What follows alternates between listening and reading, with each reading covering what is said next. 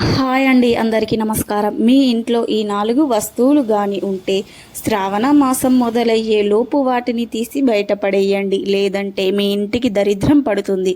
అప్పులు కష్టాలతో మీ ఇంట్లో పైసా కూడా మిగలదు. కానీ శ్రావణ మాసం వచ్చేలోపు ఈ వస్తువులను తీసి బయటపడిస్తే అపర కుబేరులవ్వటం ఖాయం. మీ ఇంట్లో డబ్బు సమస్యలు ఉన్నా, భరించలేని ఆర్థిక ఇబ్బందులు ఉన్న దానికి కారణం మీ ఇంట్లో ఈ 4 వస్తువులు ఉండటమే అని పెద్దలు చెప్తున్నారు. ఈ వస్తువులు దరిద్ర దేవతకు సంకేతం. ఎవరైతే ఈ వస్తువులను ఇంట్లో అలాగే ఉంచుకుంటూ ఉంటారో వారి ఇంట్లో లక్ష్మీదేవి అస్సలు నిలవదు. శ్రావణ మాసం వచ్చే లోపు ఈ వస్తువులను తీసి బయటపడేస్తేనే శ్రావణ లక్ష్మి మీ ఇంటికి వస్తుంది. మీరు చేసే పూజలకు ఫలితం వస్తుంది. మరి ఆ వస్తువులు ఏమిటో ఇప్పుడు మనం ఈ వీడియోలో తెలుసుకుందాం. ఫ్రెండ్స్, ఫస్ట్ అయితే ఈ వీడియోకి ఒక లైక్ చేసి షేర్ చేయండి. అలాగే మా ఛానల్ని సబ్స్క్రైబ్ చేసుకొని మాకు సపోర్ట్ చేయండి. హిందూ సనాతన ధర్మంలో శ్రావణ మాసానికి ఎంతో విశిష్టత ఉన్నది.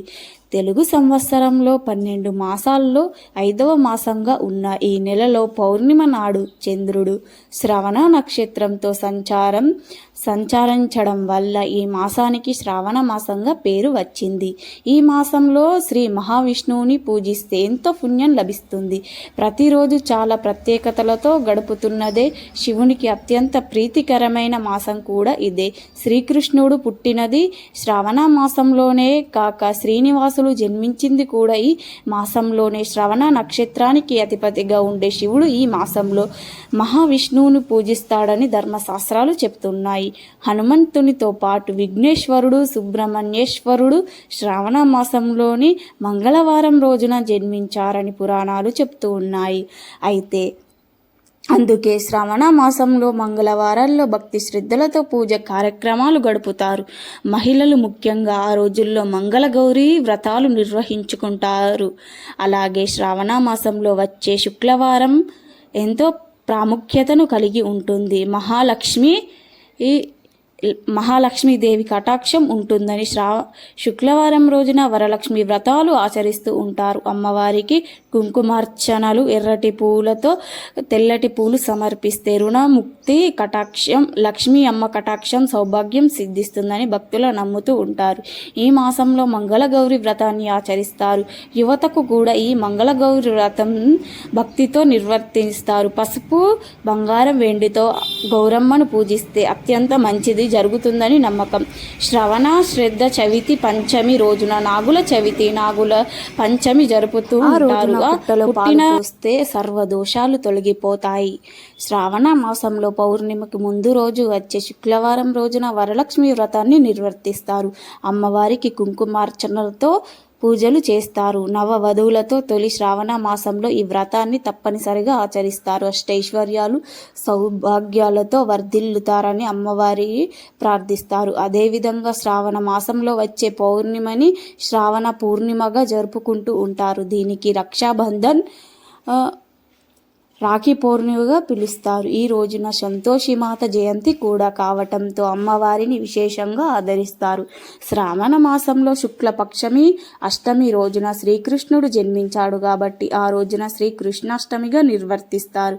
ఈ రోజున కృష్ణాష్టమి వ్రతాన్ని ఆచరిస్తే 24 ఏకాదశిల వ్రతాలు చేసిన పుణ్య ఫలితం దక్కుతుందని ఈ పేద పండితులు చెబుతున్నారు. ఈ రోజున చిన్నారులతో కృష్ణుడి వేషాలు, ఆడపిల్లలతో గోపిక వేషాలు ఉట్టి సంబరాలు నిర్వర్తించడం ఆనందంగా కృష్ణ పక్షం అమావాస్య, పోలల అమావాస్యగా పిలుస్తారు. సంతోషాన్ని కోరుకునేవారు, పిల్లల ఆకాంక్షలు తొలగిపోవాలనుకునేవారు ఈ అమావాస్యను నిర్వర్తిస్తారు.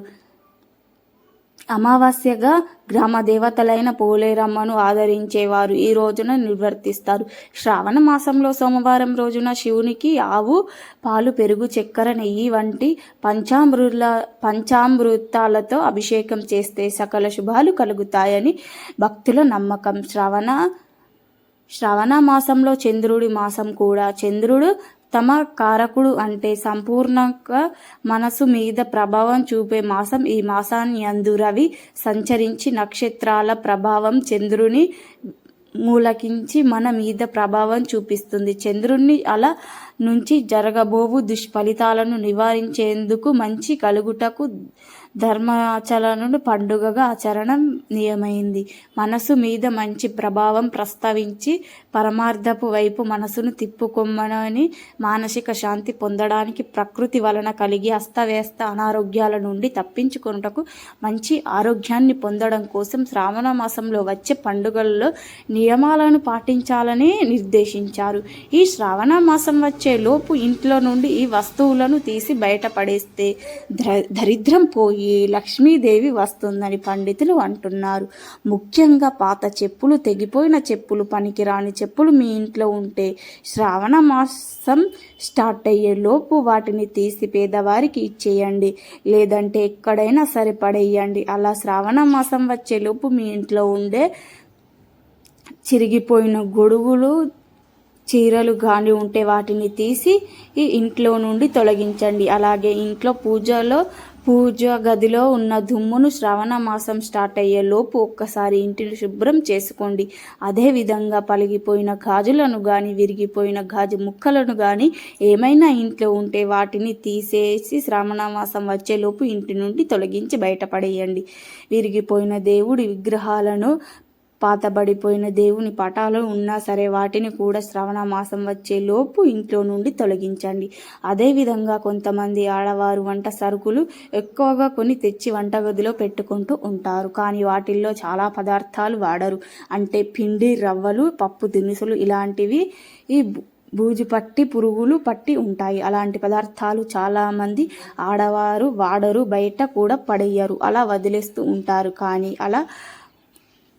అలా పురుగు పట్టిన పదార్థాలను వంటగదిలో ఉంటే దరిద్ర దేవత ఇంటిని వదిలి వెళ్ళదు, లక్ష్మీదేవి అస్సలు రాదు. కనుక శ్రావణ మాసం స్టార్ట్ అయ్యే లోపు వంటగదిలో ఉండే ఇలాంటి పనికిరాని పదార్థాలను తీసి బయటపడేయండి. వంటగదిలో పాత బూజులు లాంటివి ఏమైనా ఉన్నా కూడా శ్రావణ మాసం లోపు వాటిని తీసేయండి. శ్రావణ మాసం వచ్చేలోపు వంటగదిని శుభ్రంగా, నీట్గా, క్లీన్గా ఉంచుకోండి. అదేవిధంగా శ్రావణ మాసం మొదలయ్యేలోపు ఇంట్లో ఉన్న పగిలిపోయిన, చిరిగిన పాత వస్తువులను ఎవరైతే తీసి బయటపడేస్తారో వాళ్ళ ఇంట్లో నుండి దరిద్ర దేవత బయటకు వెళ్ళిపోతుంది. లక్ష్మీదేవి అంటే శ్రవణ లక్ష్మీదేవి ప్రవేశిస్తుంది, త్రిష్ట వేసుకొని కూర్చుంటుంది. కాబట్టి ప్రతి ఒక్కరు కూడా శ్రావణ మాసం వచ్చేలోపు ఇంటి నుండి ఈ వస్తువులను తీసి బయటపడవేయండి. శ్రావణ లక్ష్మిని మీ ఇంటికి ఆహ్వానించండి, సంతోషంగా జీవించండి. మా వీడియో నచ్చితే లైక్ చేయండి, షేర్ చేయండి, అలాగే మా ఛానల్ని సబ్స్క్రైబ్ చేసుకోండి. మీ అందరికీ ధన్యవాదములు.